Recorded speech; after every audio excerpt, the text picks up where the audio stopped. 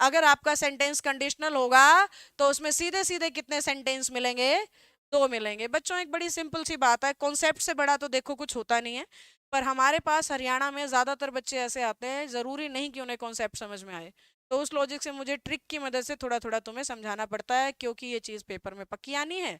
तो कॉन्सेप्ट सबसे बड़ी चीज है कि सेंटेंस पढ़ के हमें समझ में आए वो कंडीशनल है या नहीं, और सेंटेंस पढ़ के कैसे समझ में आए, अगर ऐसा नहीं हुआ तो ऐसा हो जाएगा, ऐसी सी फीलिंग जहां पे भी आएगी वो कॉन्सेप्ट है, वो कंडीशनल का कॉन्सेप्ट है, जड़ है वो तो।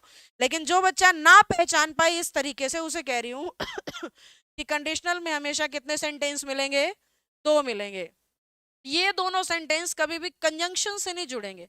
कभी ऐसा नहीं होगा कि if you will not do this and you will, मतलब दो सेंटेंस जब कंडीशनल में जुड़ेंगे तो कोमा से जुड़ेंगे। कभी भी तुम्हें इन दोनों के बीच में कंजंक्शन दिखाई नहीं देगी। दूसरी बात, एस नंबर वन उसको नहीं मानना जो आगे लिख रखा है।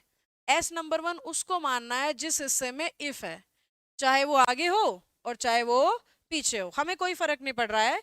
जिस हिस्से में इफ होगा उसे मैं मान लूंगी कि ये मेरा सेंटेंस नंबर 1 है।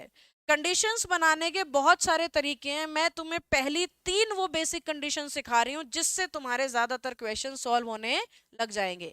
इन 3 कंडीशंस को तोड़ने घुमाने मरोड़ने के भी बहुत तरीके हैं, जो एसएससी यूज करती है उतना तुम्हारा नहीं आएगा। तो तुम बेसिक 3 कंडीशंस को पहले समझो। और बेसिक 3 कंडीशंस ये कहती हैं कि इफ वाला जो तुम्हारा पार्ट होगा ना, उसमें 3 ही वर्ब तुम लगा सकते हो। या तो लगा सकते हो वर्ब की फर्स्ट फॉर्म, या लगा सकते हो वर्ब की सेकंड फॉर्म, या लगा सकते हो हेड के साथ थर्ड फॉर्म। मेरी बात ध्यान से सुनो, मैं तुम्हें क्या सिखा रही हूँ, जोर से बोलो पहले तो, क्या शुरू किया? फिर से बोलना, जोर से बोलना, पूरी ताकत लगा के।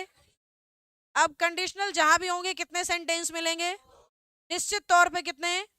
हमेशा कितने? कभी भी ऐसा नहीं होगा कि 2 सेंटेंस ना मिले। निश्चित तौर पे कितने वाक्य होंगे? वो दोनों वाक्य कभी भी कंजंक्शन से जुड़ते हुए दिखाई, किससे जुड़ेंगे? कॉमा से। सेंटेंस नंबर 1 को कभी उसे मत मानना जो आगे लिख रखा हो। एस नंबर 1 वो होगा जिस हिस्से में क्या जुड़ा है? इफ जुड़ा है, चाहे वो आगे है और चाहे वो पीछे है, हमें कोई फर्क नहीं पड़ रहा है। अगर इफ बीच में है तो यानी हमारा सेंटेंस पीछे चला गया, अगर इफ शुरू में है तो यानी हमारा सेंटेंस आगे ही है। जैसे मैं एक एग्जांपल से अगर तुम्हें समझाऊं, सपोज मैंने लिखा इफ यू विल नॉट, बहुत बेसिक और सिंपल एग्जांपल लिखूंगी ताकि तुम्हें जल्दी समझ आए। If you will not work hard you will not get the job. बहुत ज्यादा मेहनत नहीं करोगे तो नौकरी नहीं मिलने वाली है, क्योंकि 10-10 20-20 1-1 करोड़ में से उन्होंने हजारों छांटने हैं, तो मेहनत तो बहुत ज्यादा करनी पड़ेगी। अब मेरा सेंटेंस पढ़ते ही पता लग रहा है कंडीशनल तो है, क्योंकि 2 सेंटेंस दिख रहे हैं, यस और नो?